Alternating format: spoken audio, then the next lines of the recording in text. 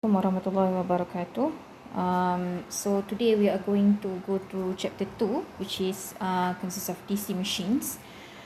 So we have finished on the first chapter, which is covering the introduction to the concept of electromechanical system, and we have learned on production of magnetic field and magnetic circuits and the behavior of ferromagnetics, as well as how we can create electrical machines through the concept of Faraday's law, Lenz's law, and Lorentz force, in which we have learned that the principles of when there are magnetic fields and have conductor and you have electricity, then you can actually create all these machines. Now we're going to take a look on the simplest construction of machines, of electrical machines, which are the DC machines. Now, the outcome for this class is basically to describe the construction of DC machines, and I want to explain the deduction of torque and voltages through equations in which we can enumerate the value of the torque and voltages through these equations. I will also explain the power flow and losses in DC machines and describe the equivalent circuit for the different type of DC motor. Okay, so for today, since we have gone through the tutorial sessions for about 1.5 hours, so today's class will only be about 40 minutes plus minus with all the breaks, so that I will probably be able to explain a bit on probably just the first two outcomes, and the rest we will continue next week. Okay.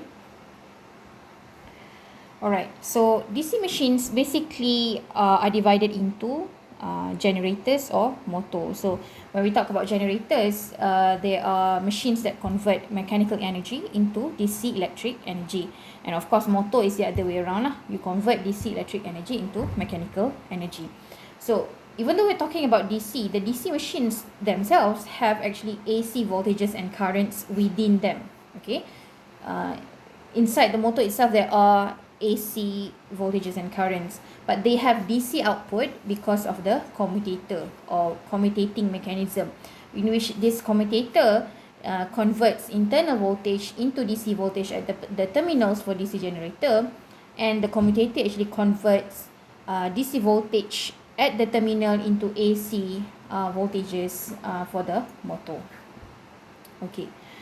So to easily see how the construction is, how DC machines are constructed, I will let's just together go through this video. Has quite a good visualization and explanation on the construction and operation. You can find DC motors in many portable home appliances, automobiles, and types of industrial equipment. In this video, we will logically understand the operation and construction of a commercial DC motor. Let's first start with the simplest DC motor possible. It looks like this. The stator provides a constant magnetic field, and the armature, which is the rotating part, is a simple coil. The armature is connected to a DC power source, provides a constant magnetic field, and the armature, which is the rotating part. Okay, so let me just clarify this one, that basically what you see on the screen is the permanent magnet, which has north and south. So with the permanent magnet, so your flux flow will be constant, because the permanent magnet doesn't have any fluctuations with currents or anything. So it will be a constant flux lines across this, and you have a single, it's not actually a single coil because the wire are looped here, but you can see that this looping actually makes one coil. Okay, so this is directly connected into a commutator ring. Okay, as well as the brushes is basically brushing these commutators. Is a simple coil. The armature is connected to a DC power source through a pair of commutator rings. Okay, that the blue one is commutator ring. When the current flows through the coil, an electromagnetic force is induced on it according to the Lorentz law, so the coil will start to rotate. You will notice that as the coil rotates, the commutator rings connect with the power source of opposite polarity. As a result, on the left side of the coil, the electricity will always flow away, and on the right side, electricity will always flow towards. Okay, so let's just see that again. I think I just probably off the captions for now because it's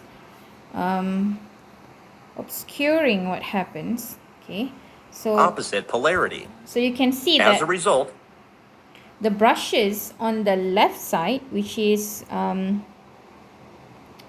let me see whether we can annotate this. Okay, so the brushes on the left side of this, okay, this left side has a royal blue, has a royal blue connection with these commutators, and then you have a teal blue connection with the left side. Okay, this one is a teal blue and the other one is the royal blue.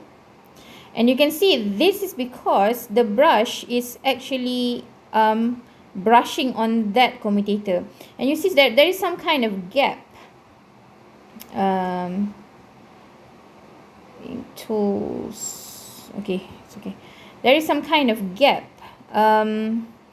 here, which I can annotate on top video.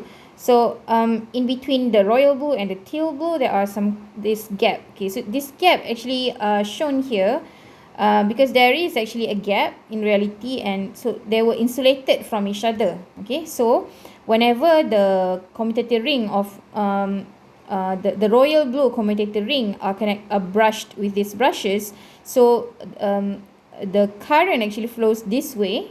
Okay, a positive. So basically this ring has a positive sign and the lower ring has a negative sign. Okay. on the left side of the coil, the electricity will always flow away, and on the right side, electricity will always flow toward.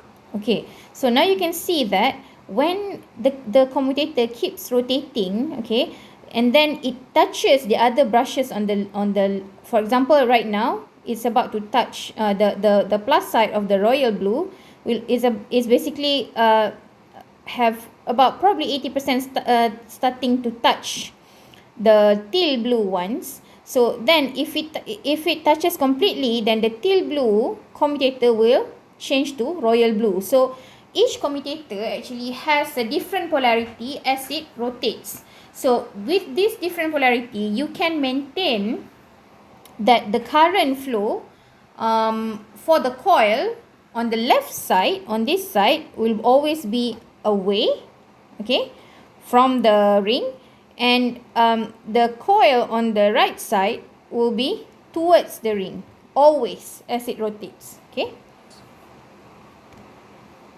This ensures that the torque action is also in the same direction throughout the motion, so the coil will continue rotating. But if you observe the torque action on the coil closely, you will notice that when the coil is nearly perpendicular to the magnetic flux, the torque action nears zero. As a result, there will be irregular motion of the rotor if you run such a DC motor. So the irregular here means like it kind of like it's not jam, but it's the movement is not smooth. So when it reaches the vertical position, it tends to kind of like stop for a bit before the inertia pushes the coil forward. Okay.